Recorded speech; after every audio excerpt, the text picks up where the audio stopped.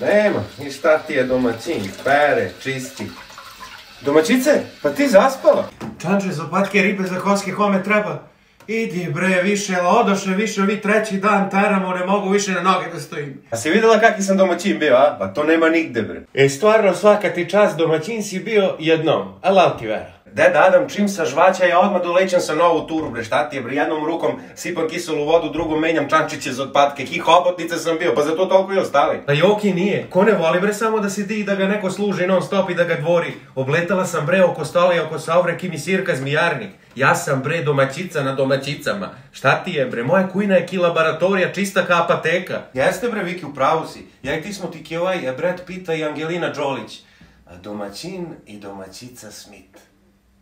Smith.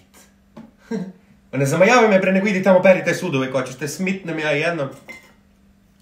Dragi geta domaćini i domaćice, Čipsi i mi smo rešili da vas nagradimo sa pune kutije debelo rezanog čipsa domaćinskoga, crvenog ili plavoga. Vaše je samo da zapratite oficijalnu Čipsi Marmo stranicu, ispod njihovog poslednjeg posta da tagujete sestru, brata, pašenoga, komšiju, komšinog brata i da napišete pored komentar zašto je on najbolji domaćin ili domaćica. 10 najzanimljivih komentara osvajaju ove nagrade. Tako, ajde na posao, ajde u zdravlje.